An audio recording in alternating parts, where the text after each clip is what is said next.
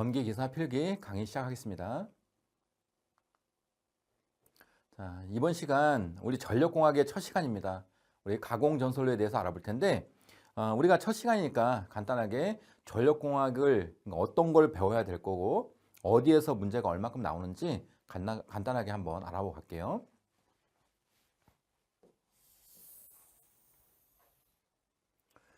자, 이번 시간부터 할 거는 우리가 전력공학을 하는 겁니다.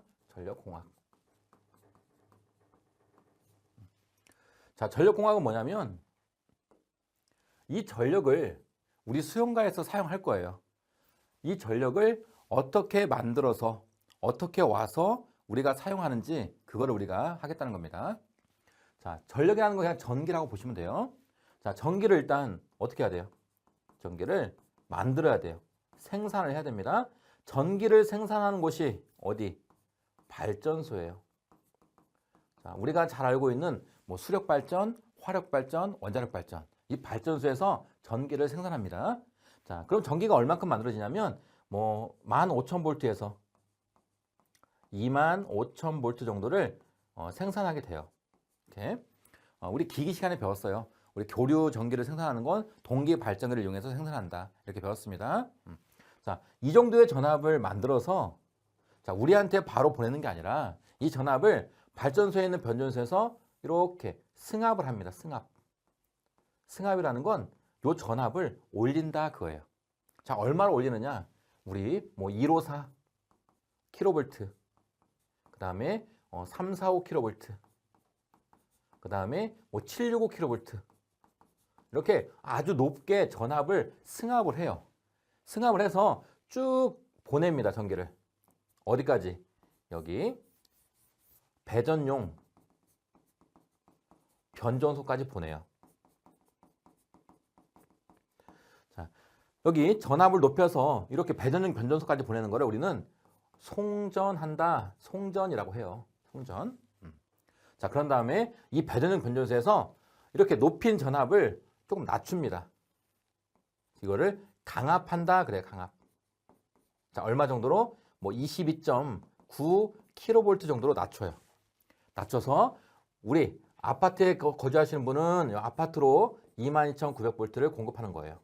또 우리 만약에 집이 있다. 집 단독주택이다. 그러면 22,900을 우리가 220V로 강압해서 우리 집으로, 우리 집 이런 것들을 우리는 수용가라고 해요. 수용가. 수용가에 전력을 공급한다. 이렇게 보시면 돼요. 자, 그래서 전기를 만들어내는 이곳을 우리는 발전이라고 하고 전기를 보내는 곳, 이것을 송전이라고 하고 전기를 이렇게 나눠주는 곳, 이거를 배전이라고 합니다. 그래서 우리가 전력공학에서는 뭘 배울 거냐? 여기에 있는 발전과 송전과 배전을 배울 거다 이렇게 보시면 됩니다. 자, 그럼 기출빈도가 어떻게 되냐면 우리 송전에서 많이 나와요. 송전에서 우리 20문제 중에 한 12문제에서 13문제 정도가 기출이 될 거예요. 송전에서. 그 다음 중요한 거 배전입니다. 배전에서 약 5문제 정도에서 6문제 정도가 기출이 될 겁니다. 이렇게. 자, 그 다음에 발전에서는 약 2문제 정도 기출된다 이렇게 보시면 돼요. 이렇게. 자, 그러면 송전이 엄청 중요하겠네요. 12문제에서 13문제니까. 하지만 송전은 양이 많아요. 양이 많은데 12문제, 13문제. 그 다음에 배전은 얘보다는 양이 적어요. 근데 발전보다 많습니다. 거기서 5, 6문제.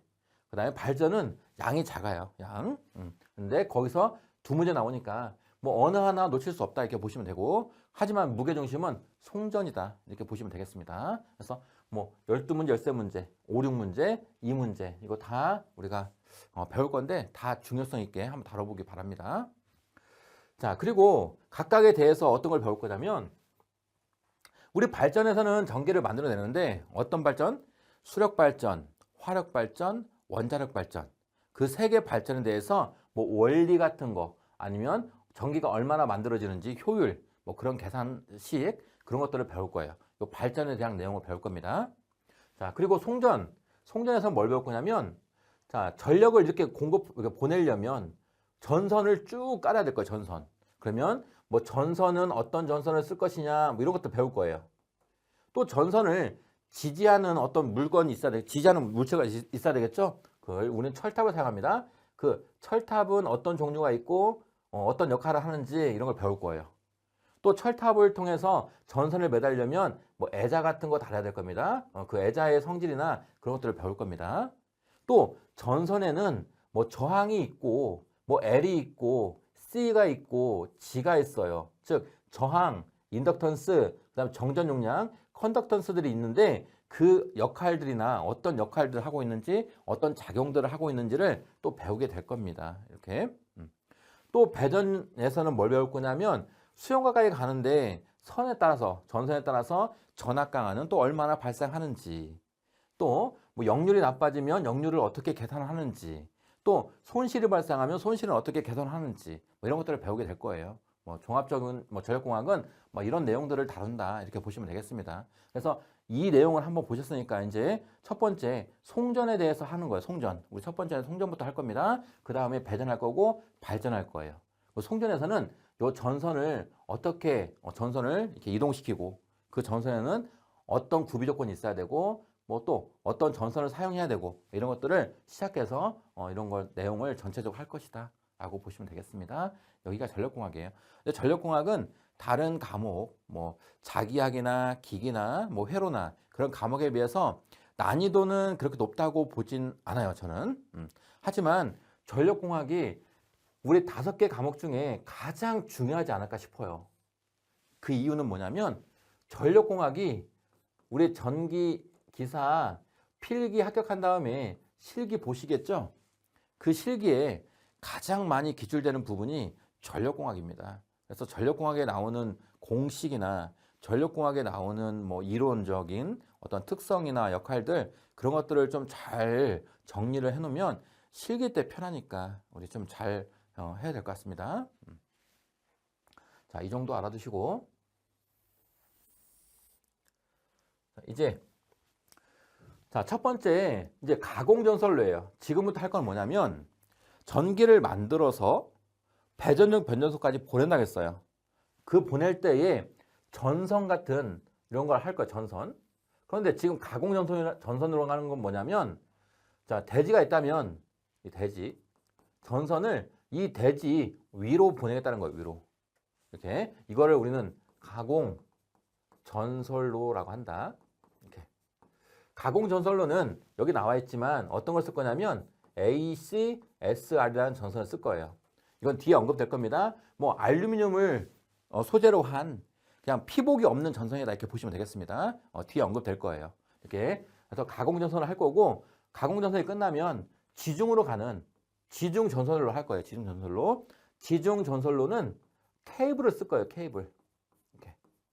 이렇게.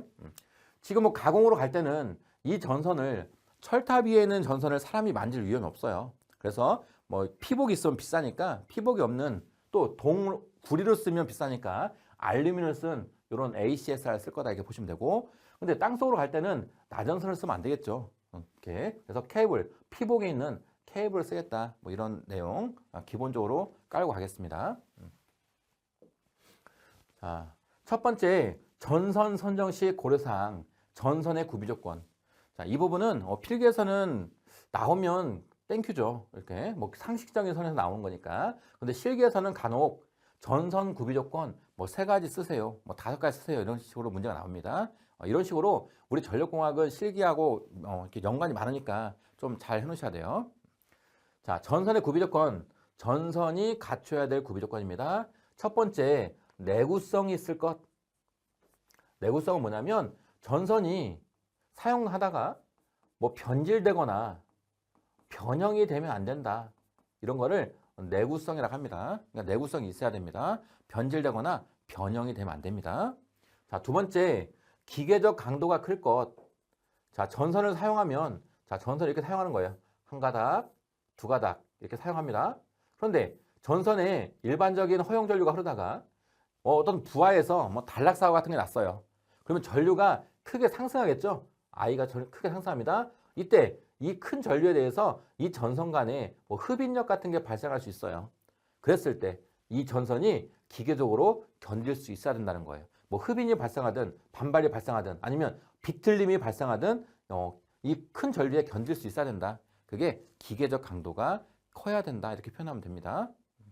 자, 세 번째, 도전율이 좋을 것. 도전율이라는 건 전기가 잘 도통하는 정도입니다. 그러니까 전류가 잘 흘러야 된다. 뭐 이거를 도전율이라고 합니다. 도전율이 좋아야 되겠죠. 이렇게. 그 다음에 전선이 가능하면 무겁지 않아야 됩니다. 그러니까 중량이 가벼울 것. 이렇게. 그 다음에 허용 전류가 클 것. 자, 전류가 많이 흐를 수 있어야 된다는 거예요. 허용될 수 있는 전류가 커야 된다. 이렇게 보시면 되고요. 그 다음에 가요성이 클 것. 가요성은 뭐예요? 전선이 너무 딱딱하면 안 되고 좀 유연해야 된다. 뭐 이런 거예요. 가요성이 크면 뭐 시공하기도 좋고 관리하기도 좋겠죠.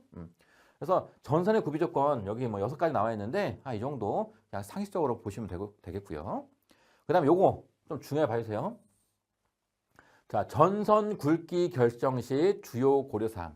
우리 필기에서 나온다면 얘가 나올 확률이 큽니다. 그리고 실기에서도 간혹 물어봐요. 전선 굵기를, 자, 전선 사이즈를 결정하는데 고려해야 될 사항이 많아요. 하지만 주요 고려사항입니다. 주요하게 고려해야 될 사항이에요. 자, 첫 번째, 허용 전류. 자, 예를 들어볼게요. 자, 여기 전원에서 전선을 썼습니다. 전선을 써서 여기 부하에 전기를 공급하는 거예요. 부하. 그러면 이 전선의 사이즈, 굵기가 얼마짜리를 쓰면 되냐 이렇게 사이즈를 한번 구하려고 하는 거예요. 자, 그럴 때 첫 번째는 허용 전류를 고려해야 된다. 그 말은 뭐예요? 부하가 예를 들어서 100A가 필요해. 이 부하를 운전하려면 100A 전류가 필요하다. 그러면 이 전선은 최소 이 100A를 흘려줄 수 있어야 돼요. 그게 허용 전류, 허용 전류. 그래서 허용 전류를 고려해야 됩니다. 부하가 요구하는 전류가 얼마인지.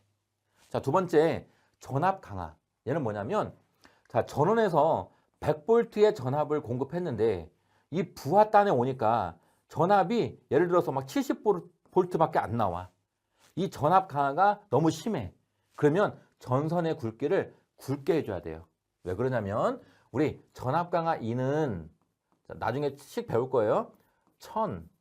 1000A분의 뭐 17.8 LI라는 뭐 이런 식이 있어요. 자, 우리 전압 강화는 1000A, 이게 전선의 단면적이에요. 전선 단면적. 단면적분의 17.8L, 얘는 선로 길이, 얘는 부하 전류예요. 그래서 전압 강화와 단면적은 서로 반비례합니다. 전압 강화가 너무 크면 얘를 줄이려면 전선의 단면적을 크게 하면 얘가 감소해요. 반비례이기 때문에. 이런 관계가 있다. 그래서 전선의 사이즈를 고려할 때 두 번째가 전압 강화를 고려해야 됩니다. 전압 강화가 너무 크다? 그러면 전선의 사이즈를 굵게 해라 그겁니다. 자, 세 번째, 기계적 강도. 얘는 아까 여기서 설명드렸죠? 자, 이렇게 큰 전류, 단락사고가 나서 큰 전류가 흐른다. 그러면 전선 간에 붙거나 벌어지거나 아니면 비틀리거나 이런 힘들이 작용하는 거예요. 그런 힘들에 대해서 잘 견딜 수가 있어야 된다. 이겁니다. 그래서 어찌됐건 우리 전선 굵기를 결정할 때 주요 고려사항 3가지 꼭 암기. 허용 전류, 전압 강화, 기계적 강도 중요합니다. 이 정도 아시면 되겠습니다. 자, 두 번째, 전선 종류별로 특성을 비교해 놓은 거예요. 우리 책에 이렇게 나와 있는데, 자, 전선의 종류라는 건 연동선, 경동선, 알루미늄 이렇게 3개 선을 비교해 봤습니다.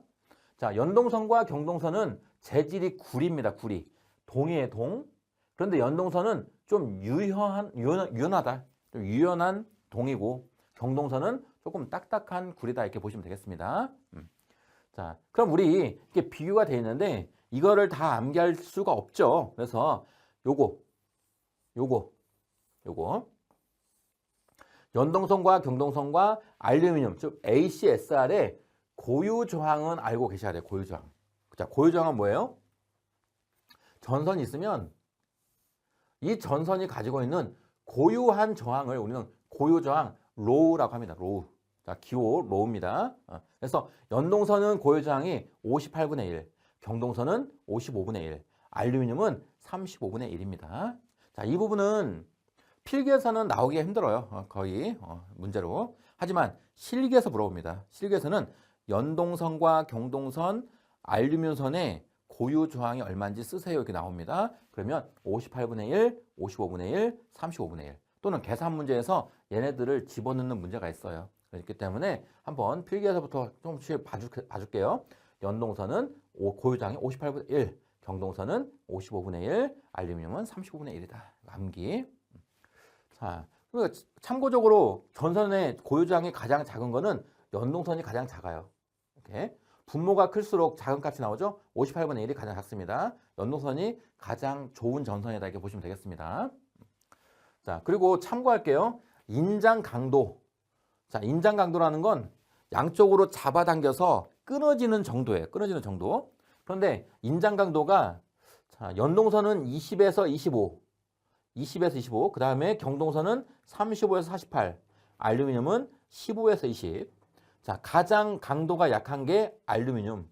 그 다음에 약한 게 연동선. 가장 강한 게 경동선이 가장 세네요. 이렇게 잡아당길 때 힘이 가장 세네요. 자, 그러면 경동선은 가장 튼튼하니까 어디에 쓰는 거예요? 옥에 쓴다.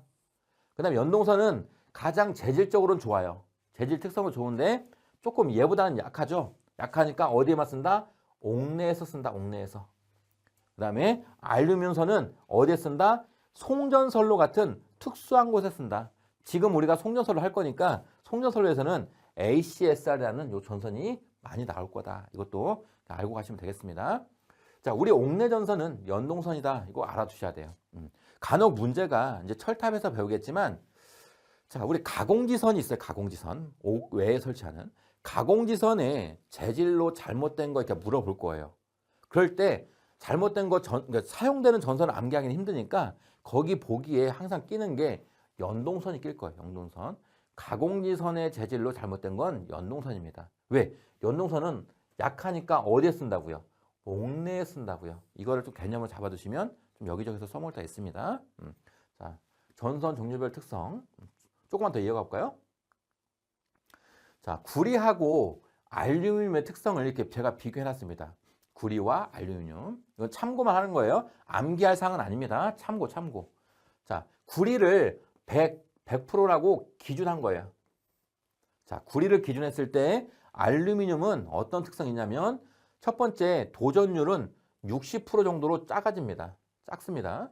도전율이라는 건 전류가 얼마나 잘 흐르느냐, 전기가 어떻게 잘 통과되느냐, 이게 도전율인데 도전율은 클수록 좋겠죠. 근데 알루미늄은 구리에 비해서 좀 작다, 떨어진다 이렇게 보시면 되겠고요.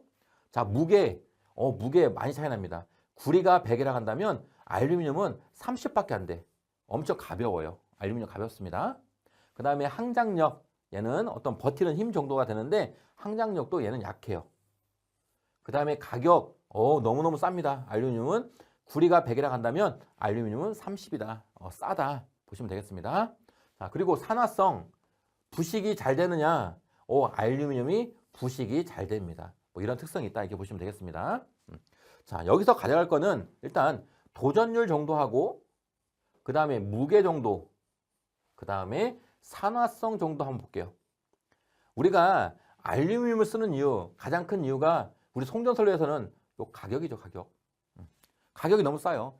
우리 송전선 수백 킬로를 가야 되는데 전선을 구리로 쓰면 비싸지겠죠. 그러니까 구리가 특성은 좋지만 비싸기 때문에 구리를 안 쓰는 거예요. 그래서 알루미늄을 쓰는 이유, 싸다. 또 무게도 약해. 무게도 작아요. 그러니까 우리 철탑 같은데 전선을 지지해야 되는데 무게가 작은 알루미늄을 지지하는 게 좀 좋겠죠. 경제적이겠죠. 이렇게. 그 다음에 하지만 도전율이 약한 단점이 있어요. 도전율이 약한 거. 그러니까 요거 알아두셔야 돼요. 요거. 우리 빨간 글씨로 되어 있는 ACSR은 동일 길이와 동일 저항을 갖는 경동 연선에 비해서 바깥 지름은 크고 중량은 작다. 이 부분이 포인트입니다. 이 부분을 우리가 문제 풀어볼 텐데 꼭 알아두셔야 돼요. 자, 이 얘기는 뭐냐면, 자, 동을 이용해서 전선을 이렇게 쓰는 거예요. 그 다음에 똑같은 굵기로 알루미늄 전선을 쓰는 겁니다. 자, 얘는 구리고 얘는 알루미늄이에요. 자, 그러면 단면적하고 길이가 같다면 우리 저항은 어떻게 돼요? 저항. R은 로우에 A분의 L이라는 식이 있었죠? 이렇게. 자, 로는 도전율의 역수니까 도전율을 넣으면 도전율분의 1 곱하기 A분의 L 이렇게 식을 만들 수 있겠네요. 자, 단면적 동일하다고 했어요. 이렇게. 자, 단면적 동일. 자, 길이도 동일. 자, 그렇다면 이 도전율에 따라서 저항의 크기가 달라지겠네요. 그런데 지금 도전율은 알루미늄이 작다 그랬어요. 자, 도전율 얘가 알루미늄이 작아요. 작으니까 저항이 커지겠네요. 자, 저항이 커지니까 알루미늄 전선으로는 전류가 조금밖에 못 흐르는 거예요. 구리 전선에는 전류가 많이 흘러요. 뭐 이런 차이가 있겠죠? 그러니까 이 전류를 똑같이 흘려보내고 싶어. 그럼 어떻게 해야 돼요? 이 알루미늄 전선은 단면적을 어떻게 해야 돼요? 이렇게 키워야 돼요. 왜? 단면적을 키워야 이렇게 키워야 요게 저항이 작아지니까 이 단면적을 크게 해야 될 겁니다. 얘하고 똑같은 전류를 흘리려면. 자, 그런데 단면적을 키웠다고 해서 이 알루미늄 선의 무게가 구리보다 커지진 않겠죠. 도전율은 이만큼밖에 차이 안 나는데 무게는 더 많이 차이 나니까 단면적을 키워도 알루미늄 전선은 가볍다고 보는 거예요. 이렇게. 그래서 문제에서 물어볼 거예요. 자, 알루미늄 전선을 씁니다. 동일 길이하고 동일 저항을 갖는다면 경동 연선에 비해서 어떻게 되느냐 이렇게 물어볼 거예요. 그럼 우리는 어떻게 답하면 돼요? 바깥지름은 커야 된다. 하지만 중량은 어때요? 작다라고 답하시면 되는 겁니다. 이 관계 때문에 그러는데 여러분께서는 이 표를 암기하는 게 아니에요. 그냥 요거를 그냥 암기하세요. 저항을 작게 하기 위해서 단면적을 크게 하지만 그렇다고 해서 무게 자체가 구리보다 더 무거워지진 않는다 정도로 알고 가시면 됩니다. 자, 그리고 요거는 좀 암기해 놓으세요. 자, 부식은 누가 심하냐? 구리보다는 알루미늄 심합니다. 알루미늄. 그래서 요거 해안 지방에서는 어떤 전선을 사용하면 좋은가라고 물어볼 거예요. 해안 지방. 우리 해안 지방에는 염분이 많죠? 염분이 많다 보니까 부식이 심해요. 그러니까 부식이 심한 해안 지방에서는 어떤 선을 써야 돼요? 알루미늄 쓰면 부식이 더 쉽게 일어날 거예요. 그래서 알루미늄 쓰지 않고 어떤 선을 쓴다? 동선을 사용한다. 이것까지 알아두시면 좋겠습니다. 자, 그리고 다음. 자, ACSR의 구조 및 바깥지름 계산인데 바깥지름 계산은 거의 안 나오니까 얘는 뭐 할 필요 없을 것 같아요. 자, ACSR의 구조는 이렇게 연선으로 되어 있어요. 연선. 자, 이거 단도체가 있고 단선이 있고 연선이 있는데 이렇게 연선식으로 구성이 되어 있다 보시면 돼요. 연선. 그런데 피복이 없습니다. 이렇게 피복. ACSR은 피복 없이 그냥 알루미늄 선으로 유지되어 있다 이렇게 보시면 됩니다. 이런 식으로 보시면 되겠어요. 그냥 연선이다. 이렇게. 자, 바깥지름 계산은 수식이 나와 있는데 요 수식은 암기하지 않아도 됩니다. 암기하지 말고 문제에서 간혹 이렇게 나올 거예요. 문제에서 간혹 19에 1.8mm 이런 ACSR 전선이 있는데 이 전선에 바깥지름이 얼마냐라고 이렇게 한번 물어볼 거예요.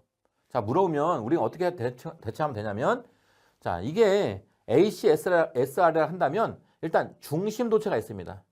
이렇게. 중심도체가 있고 자, 여기 층이 1층, 2층 이게 소선수가 많아질수록 이 층이 많아질 거예요. 그런데 많아지는 규칙성이 있다 한번 보시면 돼요. 자, 중심선이 있고 그 다음 층은 몇 가닥인지 한번 볼게요. 한 가닥, 두 가닥, 세 가닥, 네 가닥, 다섯 가닥, 여섯 가닥 이렇게 여섯 가닥으로 구성이 되는 거예요. 그 다음은 자, 그 다음 층은 어떻게 될까요? 그 다음 층은 1, 2, 3, 4, 5, 6, 7, 8, 9, 10, 11, 12 이렇게 되는 겁니다. 자, 중심선 있고 그 다음 층은 6가닥, 그 다음 층은 12가닥, 그 다음 층은 18가닥 뭐 이런 식으로 가겠죠? 그러니까 6의 배수로 가는 거예요. 6, 12, 18 이렇게 6의 배수로 간다 이렇게 보시면 되겠습니다. 자, 그런데 문제에서 19가닥이라고 줬어요. 19가닥이면 뭐예요?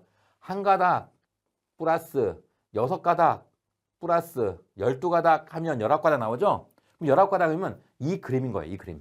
이 그림에서 한 개, 소선 한 개가 1.8mm예요. 그러면 여기가 1.8mm, 여기가 1.8mm, 여기가 1.8, 1.8, 1.8, 1.8이 몇 개 있는 거예요? 쭉 바깥지름 얘를 계산해야 되니까 바깥지름이 하나, 둘, 셋, 넷, 5개 쓰면 되죠? 그래서 1.8에다가 5가닥을 곱해주면 8, 5, 40, 4 올라가고 자 1은 5, 9 그래서 바깥지름은 뭐 9mm다 이렇게 고르시면 되는 거예요.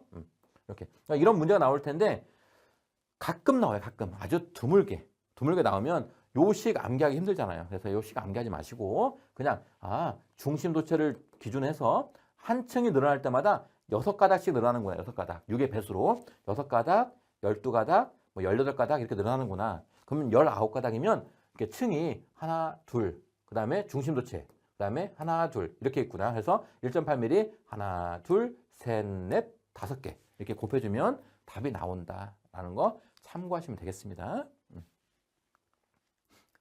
다음 이제 켈빈의 법칙하고 스틸식이 나오는데 이건 좀 중요하게 보셔야 돼요. 자주 나오는 문제예요. 자, 일단 켈빈의 법칙은 자, 요 공식이 있는데 요거 절대 암기하지 마세요. 안 나옵니다. 암기하지 마시고 우린 요거만 아시면 돼. 켈빈의 법칙이라는 건 가장 경제적인 전선의 굵기를 결정한다. 가장 경제적인 전선의 굵기 결정 나오면 얘가 켈빈의 법칙이다까지만 아시면 돼요. 이렇게 자, 넘어가겠습니다. 자, 다음 두 번째가 스틸식입니다. 스틸식은 개념도 물어보지만 계산 문제도 나와요. 그래서 이 식을 암기해 두시기 바랍니다. 암기. 자, 스틸식은 뭐냐면 경제적인 전압을 결정하기 위한 공식이다 보시면 돼요. 경제적인 전압. 뭐 3, 4, 5로 할 것이냐, 1, 5, 4로 할 것이냐, 7, 6으로 할 것이냐, 가장 경제적인 전압을 결정하기 위해서 뭐 계산식이다 이렇게 보시면 되겠습니다. 자, 계산식. 우리 송전 전압은 5.5 곱하기 0.6L 플러스 100분의 P다 보시면 되겠습니다. 자, 여기서 VS는 송전 전압이고요. 자, L이라는 건 송전 거리입니다. 송전 거리. 뭐 몇 킬로미터를 송전하느냐, 100km 가느냐, 200km 가느냐. 단위는 기본 단위가 킬로미터다 보시면 되고요. 그 다음에 전력을 얼마 보낼 건데 뭐 100kW를 보낼 거냐, 200kW를 보낼 거냐. 이거 송전 전력도 단위는 킬로와트가 되겠습니다. 이거 꼭 암기. 5.5 곱하기 루트에 0.6L 플러스 100분의 P 킬로볼트 꼭 암겨 놓으세요. 자, 송전선로의 건설비와 전압과의 관계는 우리 문제에서 이 그림을 물어볼 거예요. 이 그림. 자, 이 그림에 자, 세로축은 건설 비용, 그 다음에 가로축은 전압을 나타냈네요. 전압. 자, 우리 방금 앞에서 스틸식을 배웠어요. 우리 경제적인 송전 전압을 계산하는 방법을 배웠는데 어떤 전압이 경제적이냐 이겁니다. 자, 의미로 봤을 때 자, 전압을 높이면 높일수록 어떻게 되는 거예요? 전선비는 줄어들어요. 전선비는 이렇게 감소합니다. 자, 이유는 우리 전력 P는 VI라는 식이 있습니다. P는 VI. 그런데 전력을 일정하다라고 가정한다면 전압을 높이면 높일수록 뭐가 작아져요? 전류가 작아집니다. 전류가. 자, 전류가 작아지니까 이 도체의 사이즈가 어떻게 돼요? 사이즈가 작아지는 거예요. 왜? 전류를 조금만 흘려도 되니까. 이렇게 전류를 크게 흘리는 게 아니라 점점 작아지니까 전압을 높일수록 전류가 작아지니까 전류가 조금만 흘러도 돼. 그러니까 전선의 단면적을 작은 걸 써도 된다. 그러니까 전선 비용은 어떻게 돼요? 전선 비용은 낮아지는 거예요. 감소하는 거다. 하지만 전압을 높일수록 절연 비용은 커집니다. 자, 절연 비용은 뭐예요? 우리가 송전선로 뭘 통해서 가는 거예요? 자, 우리 철탑. 이렇게. 철탑 있으면 이 철탑에 애자를 달아요. 애자. 이렇게. 이 애자를 통해서 이 전선이 쭉 가는 겁니다. 근데 전압이 높으면 높을수록 애자의 개수가 막 늘어나. 그 다음에 철탑도 높게 세워야 돼요. 그런 것들을 우리는 뭐라고 그래요? 절연 비용이라고 해요. 절연 비용. 그러니까 전압을 높일수록 절연 비용은 증가됩니다. 그러면 경제적인 전압이라는 건 뭐예요? 전선 비용하고 절연 비용이 만나는 이 점에서의 전압을 우리는 경제적인 송전 전압이라고 합니다. 왜? 비용적으로 가장 싸기 때문에. 이렇게 보시면 되겠습니다. 근데 이 그림을 고르는 문제니까 여러분께서는 전선비는 줄어들고 절연비는 올라간다. 이것만 기억하시면 돼요. 이렇게. 그래서 이 그림 눈에 익혀주세요. 자, 다음은 전선에서 발생하는 표피 효과입니다. 자, 표피 효과는 뭐냐면, 자, 도체가 있습니다. 이렇게 도체가 있으면 가장 이상적인 건 뭐예요? 전류가 이 도체에 골고루 흐르는 게 가장 이상적인 거예요. 전류가 이 도체가 있으면 전류가 도체 전반에 걸쳐서 이렇게 골고루 전류가 이렇게 흘러주는 게 가장 이상적인 거예요. 하지만 실제에서는 그렇게 되지 않습니다. 전류가 어떻게? 이 도체에서 표면으로만 흐르는 거예요. 표면. 이렇게. 가해 쪽으로만 흐르고 이 안쪽에는 전류가 흐르지 않는 거. 이거를 우리는 뭐라고 그래요? 표피 효과다 합니다. 표피 효과. 도체의 표피 쪽으로만 전류가 흐른다. 이게 표피 효과다 보시면 되겠습니다. 자, 그러면 표피 효과는 왜 발생하는지 한번 볼게요. 자, 이게 도체인데 전류가 이렇게 흘러가는 거예요. 흘러가면 전류가 뭘 만들어요? 자속을 만들어냅니다. 자속. 이렇게. 자속을 이렇게 만들어내는 거예요. 그런데 교류는 전류가 변하기 때문에 자속의 크기도 변해요. 그러니까 자속이 변하니까 우리 E는 N dt분의 d파이라는 패러데이의 전자의 법칙에 의해서 자속이 변하니까 기전력이 발생하는 거예요. 전류가 발생하는 거예요. 그러니까 전류는 어떻게 발생해요? 여기 N 앞에 마이너스가 붙어요. 즉 역기전력이 발생한다는 거예요. 역기전력. 그럼 어떻게 되는 거예요? 자, 여기서 이렇게 검정색의 자속을 방해하는 쪽으로 전류가 만들어진다는 거예요. 이렇게.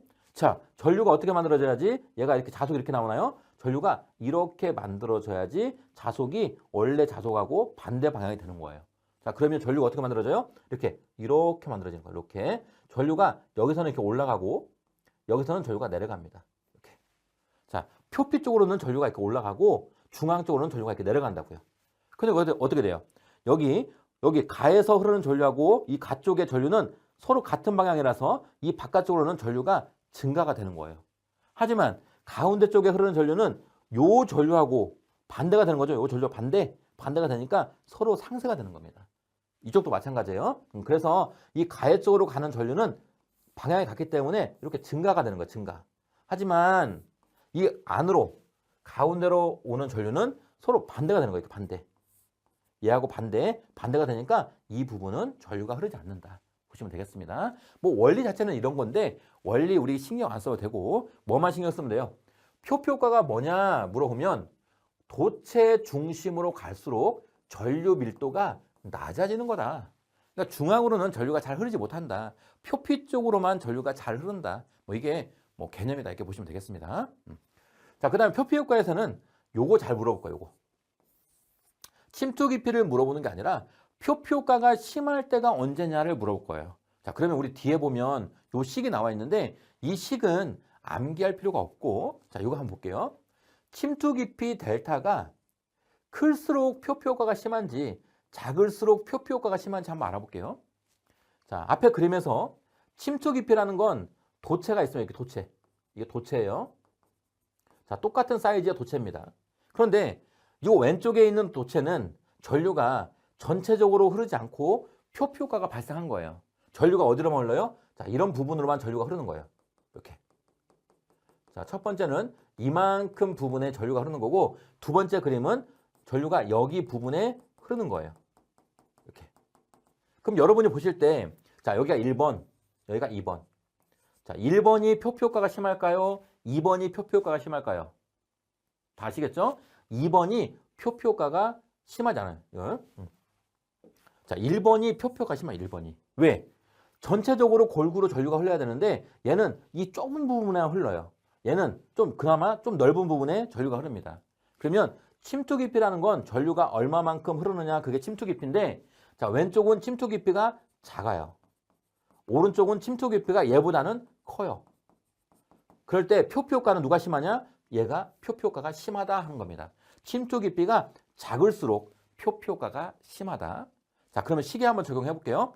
우리 침투 깊이 식은 이렇게 표현되는데 이 표피 효과는 침투 깊이가 작을수록 표피 효과가 심하다겠습니다. 그러면 표피 효과가 심해지려면 얘가 작아지려면 어떻게 돼야 되느냐 보니까 자, F는 주파수입니다. 주파수가 얘가 클수록 얘가 작아지겠죠? 표피 효과가 심해진다. 자, 두 번째 요 K는 도전율입니다. 도전율이 클수록 침투기포가 작아지고 표표효과는 심해진다. 자, 세 번째, 뮤라고 있어. 뮤는 투자율이에요. 투자율이 클수록 침투 깊이가 작아지고 표표효과는 뭐 심해진다. 이게 암기. 자, 더 쉽게 암기하는 방법은 표표효과가 심해지려면 무조건 클수록이다. 클수록. 그래서 이거 암겨 놓으세요. 우리 책에는 지금 안 나와 있는데 이거. 자, 전선이 어떻게 나와 있나요? 여기 있네요. 요 표표효과 영향요소. 이거 암기 꼭 암기. 전선이 굵을수록, 주파수가 클수록, 도전율 클수록, 투자율 클수록, 무조건 클수록 표표효과는 증가한다. 이거 암기하시기 바랍니다. 이거 문제 나올 거니까. 자, 그러면 표표효과의 대책은 뭐예요? 대책은 전선이 굵을수록 표표효과가 심해지니까 전선을 이렇게 굵게 하나 쓰는 것보다는 얇은 거, 소선을 여러 가닥짜리 연선을 사용해라 그겁니다. 연선. 아니면 이렇게 굵은 전선 하나 쓰는 것보다는 이왕이면 요 도체 반지름 이렇게 반짜리 하나, 두 개, 이렇게 두 가닥 써라. 이거를 우리는 복도체 또는 다도체라고 합니다. 그래서 표표효과 대책, 연선 써라, 복도체 써라, 다도체 써라. 이것도 알아두시면 되겠습니다. 필기에서는 잘 안 나오지만 실기에서 간혹 물어보니까 그거 준비해서 한번 알아봐 주시고, 우리 필기에서는 여기 빨간 글씨 얘가 잘 나올 거예요. 표표효과가 심해지는 경우가 언제냐? 전선이 굵을수록, 주파수가 클수록, 도전율이 클수록, 투자율이 클수록, 무조건 클수록 표표효과는 심해진다. 꼭 알아두세요. 자, 이번 시간 중요하죠? 전선의 진동과 도약에 대해서 알아보겠습니다. 이렇게. 자, 전선의 진동은 뭐냐면 전선이 이렇게 흔들리는 거. 이게 전선의 진동이라고 보시면 돼요. 그 다음에 전선의 도약은 뭐냐면 전선이 아래에서 이렇게 튕겨져서 위로 올라가는 거. 이게 도약이다 보시면 됩니다. 자, 첫 번째 전선의 진동부터 한번 해보겠습니다. 자, 바람에 의해 발생한 전선의 진동이 철탑과 전선 지점에 지속적인 피로를 유발해서 전선의 단선이 우려되는 현상이다 라고 했네요. 자, 이건 뭐냐면, 자, 우리 철탑 있습니다. 철탑. 자, 이 철탑에 애자가 있고요. 이 애자가 전선을 지지해서 전선이 이렇게 가는 현상일 거예요. 자, 그런데 이 전선이 바람에 흔들려요. 자, 바람에 이렇게 흔들립니다. 왔다 갔다 흔들리는 거예요. 근데 흔들려도 여기 이런 부분의 전선은 괜찮은데 문제가 되는 부분은 어디예요? 이런 부분이겠죠. 이런 부분. 이런 애자 같은데 고정되어 있는 이런 부분이 자꾸 스트레스를 받는 거예요. 그러다가 전선이 단선된다. 이렇게 보시면 됩니다. 그게 뭐 때문에? 전선의 진동 때문이다. 진동. 그렇다면 전선의 진동을 방지하는 걸 문제에서 물어볼 거예요. 전선의 진동을 방지하는 대책이 뭐냐 이렇게 물어볼 겁니다. 그럼 세 가지 꼭 암기. 자, 댐퍼, 아모로드, 클램프. 이렇게 세 가지 암기입니다. 댐퍼, 아모로드, 클램프 세 가지입니다. 자, 댐퍼는 뭐냐면 지금 그림에서처럼 전선이 있으면 이 전선에다가 무거운 추를 이렇게 매달아 놓는 거예요. 이 전선에다가 이렇게 댐퍼, 추를 매다는 거예요. 추를 매달면 아무래도 무거우니까 바람 같은 데에 진동이 조금 완화되겠죠. 이게 첫 번째 대책이고요. 두 번째, 아모로드 클램프는 뭐냐면, 자, 여기 현수 애자입니다. 현수 애자에다가 전선을 매달 때 이렇게 매다는 거예요. 매달 때, 자, 전선의 진동을 방지해서 현수 클램프, 이렇게 전선을 잘 잡아줘야 된다. 그겁니다. 클램프. 그 다음에 아모로드는 뭐냐면, 전선이 이렇게 가서 여기에 매달리는 거예요. 매달리면 전선이 얘가 매달려만 있으면 얘가 흔들리면서 단선될 우려가 있는 거예요. 진동의 영향을 받으니까 전선하고 똑같은 재질로 얘를 이렇게 감아주는 거예요. 이렇게 진동하지 못하게 이렇게 감아주는 거예요. 이게 뭐예요? 이게 아모로드라고 합니다. 아모로드. 그래서 전선의 진동을 방지하는 장치 세 가지. 댐퍼, 아모로드, 클램프 꼭 암기합니다. 그럼 문제 이렇게 나올 거예요. 전선의 진동 방지 대책이 아닌 거 물어볼 겁니다. 그럼 보기에 이게 세 개 들어가 있고 하나가 다른 게 들어가 있을 거예요. 막 예를 들어 1번 댐퍼, 2번 아모로드, 3번 클램프, 4번 조임새 이렇게 들어가 있을 거예요. 그러면 아닌 거 조임새 이게 골라내면 돼요. 또 반대로도 물어볼 거예요. 전선의 진동 방지 대책으로 맞는 거 물어보면 대부분이 댐퍼가 나올 거예요. 댐퍼. 그럼 댐퍼가 요거다. 여러분께서 이 모양을 좀 떠올려 주세요. 자, 다음 두 번째 전선의 도약입니다. 전선의 도약이라는 건 뭐였어요? 전선이 아래에서 튕겨져서 위로 올라가는 거다. 아래에서 튕겨져서 위로 올라가는 거예요. 자, 그러면 왜 전선이 갑자기 위로 올라가요? 자, 전선이 이렇게 있습니다. 이렇게 쭉 가는 거예요. 쭉 가는데 만약에 눈이 왔어요. 눈이 오면 여기 전선에 눈이 이렇게 쌓이겠죠. 이렇게 눈이 막 쌓여 있습니다. 그런데 좀 날씨가 좀 따뜻해지면서 이 쌓여있던 눈들이 뭐 조금씩 떨어지는 게 아니라 이 많은 눈들이 그냥 한 번에 툭 떨어졌어요. 그럼 어떻게 돼요? 전선이 무거워졌다가 갑자기 가벼워지는 거죠. 가벼워지면 어떻게 돼요? 전선이 출렁이면서 위로 딱 도약한다는 거예요. 이게 도약입니다. 도약. 자, 그때 만약에 이 전선 위에 바로 다른 전선이 있으면 어떻게 돼요? 이 전선이 도약하면서 이 위의 전선하고 부딪히겠죠? 그걸 우리는 혼선, 혼촉, 단락이라고 해요. 단락. 이게 도약하면서 이 위에 있는 다른 전선과 이렇게 다 버리는 거. 이거를 혼선, 혼촉, 단락이라고 합니다. 자, 그거를 방지해보자 그겁니다. 방지. 자, 방지하는 방법은 뭐예요? 자, 지금 이 철탑이 있는데, 자, 철탑에 보니까 예를 들어서 전선이 이렇게 있어요. 그 다음에 또 전선이 밑에 있어요. 이렇게 또 똑같이 위치가. 그러면 이 전선은 이렇게 가고 또 밑에 있는 전선도 이렇게 갔습니다. 그런데 이렇게 똑같은 위치에서 가면 이 아래 전선이 도약하면서 위에 전선을 칠 수 있다는 거예요. 이게 단선, 아니고 혼촉, 혼선, 단락이라고 합니다. 단락될 수 있다는 겁니다. 그러면 단락을 방지하려면 어떻게 해야 돼요? 이 암의 길이를 다르게 해주면 돼요. 위에 전선은 이렇게 가게 하고 그 다음 전선은 여기로 가게 하고 그 다음 전선은 여기로 가게 하면 됩니다. 그러면 이 전선이 위로 도약을 해도 뭐 이렇게 부딪히는 전선이 없겠죠. 이렇게. 이게 대책이다 보시면 돼요. 그 대책을 우리는 뭐라고 하냐면 오프셋이라고 합니다. 오프셋. 오프셋. 오프셋은 뭐예요? 요 암의 길이를 다르게 하는 거예요. 요 암이라는 거예요. 이게 철탑의 암. 팔 길이다, 암. 이게 팔 길이. 이 길이를 다르게 해주는 거예요. 얘는 좀 짧게, 얘는 가장 길게, 얘는 중간. 이렇게 해주면 이 전선이 위로 도약해도 부딪히는 전선이 없겠죠. 이게 전선의 도약에 대한 방지 대책, 오프셋이라고 합니다. 자, 중요하니까 다시 한번 볼게요. 우리 전선의 진동에서는 방지 대책만 알았어요. 방지 대책, 댐퍼, 아무로드, 클램프. 요것만 기억하시면 되고, 전선 도약 역시 마찬가지로 대책, 오프셋이 전선의 도약 방지 대책이다. 거기까지만 암기하시면 되겠습니다. 자, 이번 강의 여기서 마치겠습니다. 질문은 Q&A 게시판 올려주시면 답변 드리겠습니다. 수고하셨습니다.